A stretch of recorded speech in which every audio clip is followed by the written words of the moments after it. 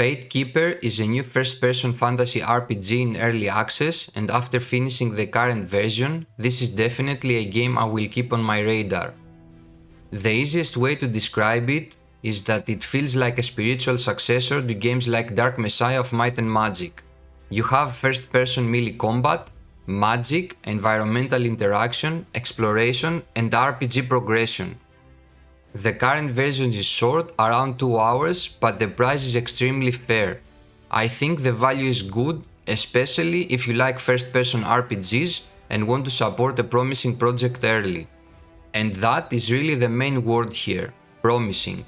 It is not perfect, it is not finished, but there is something here that makes me want to see more. First of all, the game is beautiful. The environments look really nice, the atmosphere is strong, and visually, this is one of the strongest parts of the game right now. I also appreciate that this is a new IP. In an industry where we see so many sequels, remakes, and safe projects, it is always nice to see a new world. And I want to give credit to the team. They are only 13 developers, and creating a new first-person RPG world with this kind of atmosphere and visual quality is not a small thing. So, congratulations to the developers for that. The game has some good ideas. You can use telekinesis to pull enemies from ledges or interact with objects, switches, and weapons that you normally cannot reach. You can also kick enemies into spikes or from high places, and when this works, it feels really satisfying. I also like that the game already gives you different skills to try. The skill tree makes me want to replay the game and test different paths because I did not feel like I saw everything in one playthrough. But the biggest problem right now is combat consistency. The hitboxes need work. Many times enemies hit me even when they looked far enough away. This happened with bosses but also with smaller enemies. And in a first-person melee RPG, this is a big issue because you need to clearly understand why you got hit or why your own attack missed. Dodging also does not always feel reliable. Sometimes I used dash or kept what looked like the right distance, but the enemy attack still connected. So instead of feeling like I was learning the fight, sometimes I felt like I was guessing how far the hitbox actually reaches. The second big issue is encounter design. In some situations, the game throws many enemies at you, but you do not really have strong area of effect attacks or enough tools to control groups properly, so some fights can feel messy instead of tactical. The Minotaur fight is a good example. Before the update, this fight felt frustrating and unfair to me. But a couple of days later, I came back to continue my playthrough and the game had already received an update. After that, the fight was a lot easier and felt much more fair.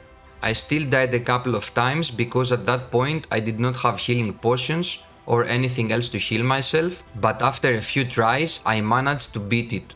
This time it felt like I actually learned the fight instead of just getting punished.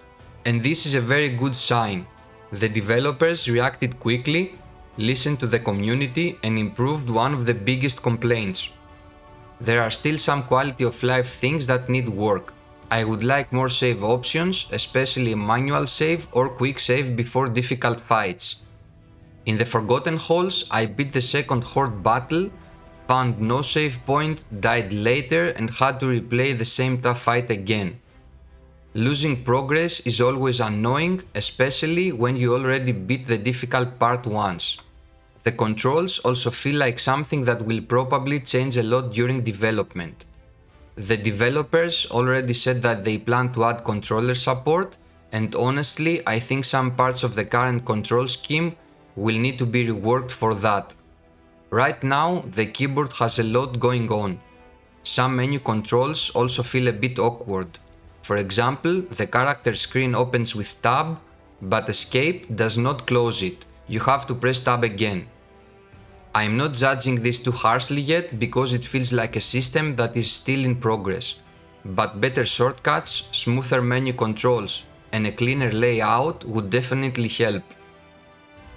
There is also no journal, minimap or compass at the moment. That is not automatically bad, but players should know that the game gives you less guidance while exploring.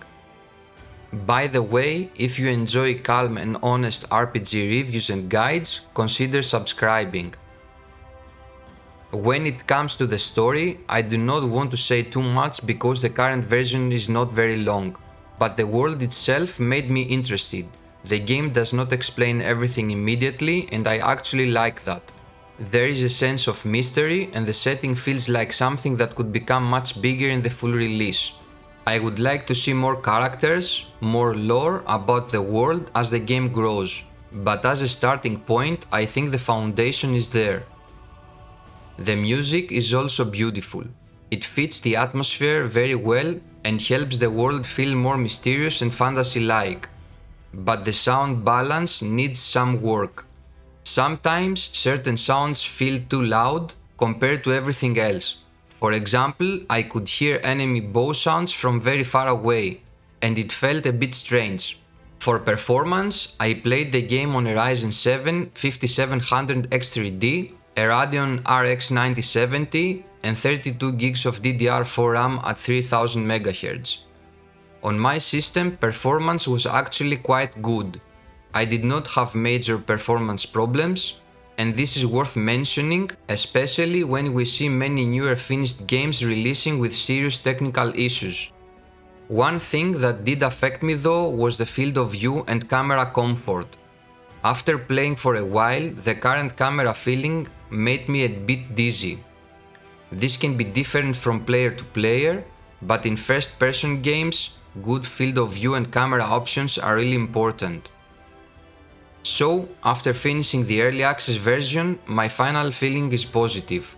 This is the kind of game I will definitely return to. I want to make more playthroughs, try different skills, test different paths in the skill tree, and see how the game changes as development continues. If you like first-person RPGs, especially games like Dark Messiah of Might and Magic, Arx Fatalis, or first-person fantasy RPGs in general, I think this is a game you should keep on your radar. I would not say everyone should buy it immediately. If you want a polished and finished experience, it is probably better to wait for more updates. But if you enjoy following promising early access RPGs while they grow, this is absolutely one to watch.